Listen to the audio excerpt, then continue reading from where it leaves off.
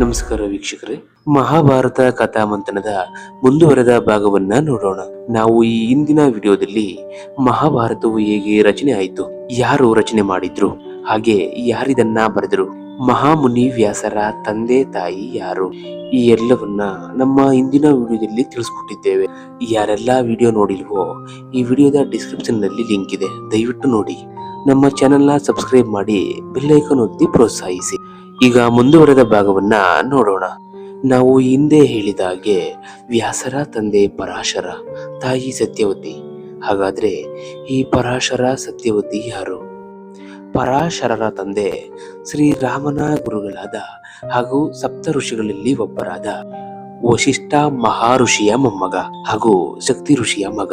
ಪರಾಶರರು ಕೂಡ ಮಗ ವೇದವ್ಯಾಸರಂತೆ ಪರಾಶರರ ಸ್ಮೃತಿ ಎಂಬ ವೇದ ಗ್ರಂಥಗಳನ್ನ ರಚಿಸಿದ್ದಾರೆ ಮತ್ತು ವಿಷ್ಣು ಪುರಾಣದಲ್ಲಿ ಕೆಲವು ಅಧ್ಯಯನಗಳನ್ನ ಕೂಡ ಬರೆದಿದ್ದಾರೆ ಅಂತ ಹೇಳಲಾಗುತ್ತೆ. ಇದು ಪರಾಶರರ ಬಗ್ಗೆ ಆಯ್ತು. ಇನ್ನು ಸತ್ಯವತಿ ಬಗ್ಗೆ ನೋಡೋದಾದ್ರೆ, ಸತ್ಯವತಿ ಕಶ್ಯಪ ಋಷಿಯ ವಂಶಸ್ಥನಾದ ಉಪಜಯ ಎಂಬ ರಾಜ ಋಷಿಯ ಹಾಗೆ ಅಪ್ಸರೆಯಾದ ಅದ್ರಿಕಾ ಇವರಿಗೆ ಹುಟ್ಟಿದ ಮಗಳಾಗಿದ್ದು, ಮೀನುಗಾರರ ರಾಜನಾದ ದಶರಾಜ ಇವಳನ್ನ ಸಾಕಿ ಬೆಳೆಸುತ್ತಾನೆ ಮತ್ತು ಸತ್ಯವತಿಗೆ ದೋಣಿಯನ್ನ ನಡೆಸುವ ಕೆಲಸವನ್ನ ವಹಿಸಿರುತ್ತಾನೆ. ಸತ್ಯವತಿಯು ಮೀನಿನ ಹೊಟ್ಟೆಯಲ್ಲಿ ಹುಟ್ಟಿದ್ರಿಂದ ಅವಳ ಮೈ ಮೀನಿನ ವಾಸನೆ ಹೊಡೆಯುತ್ತಿರುತ್ತೆ. ಆದ್ರಿಂದ ಅವಳನ್ನ ಮತ್ಸ್ಯಗಂಧೆ ಅಂತ ಕರೀತಾರೆ.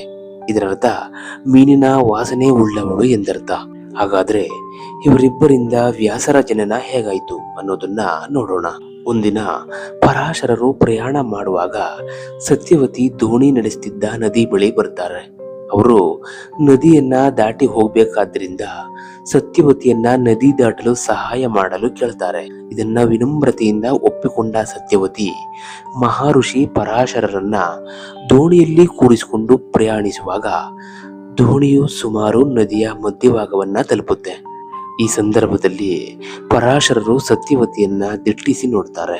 ಪರಾಶರರು ಮಹಾಶಕ್ತಿಶಾಲಿ ಋಷಿಗಳಾದ ಕಾರಣ ಸತ್ಯವತಿಯಲ್ಲಿ ಅವರಿಗೆ ಮಹಾ ದಿವ್ಯ ತೇಜಸ್ಸು ಕಾಣಿಸುತ್ತೆ. ಇದೇ ಸಮಯಕ್ಕೆ ಸರಿಯಾಗಿ ಅವರಿಗೆ ವ್ಯಾಸರ ಜನನದ ಬಗ್ಗೆ ದೈವ ಪ್ರೇರಣೆಯಾಗುತ್ತೆ. ಇದನ್ನ ಮನಸ್ಸಿನಲ್ಲಿ ಅರಿತುಕೊಂಡ ಪರಾಶರರು ಸತ್ಯವತಿಯನ್ನ, ನಿನ್ನಿಂದ ನಾನು ಮಗುವೊಂದನ್ನ ಪಡೆಯಲು ಇಚ್ಛಿಸುತ್ತೇನೆಂದು ಹೇಳುತ್ತಾರೆ. ಇದಕ್ಕೆ ಎದುರಿದ ಸತ್ಯವತಿ, ತಾನು ಒಬ್ಬಳು ಅವಿವಾಹಿಕ ಕನ್ಯೆ, ಇದರಿಂದ ನನ್ನ ಪವಿತ್ರತೆ ಹಾಳಾಗುತ್ತೆ. ನನ್ನ ದೇಹ ಮತ್ಸ್ಯಗಂಧದಿಂದ ಕೂಡಿದೆ.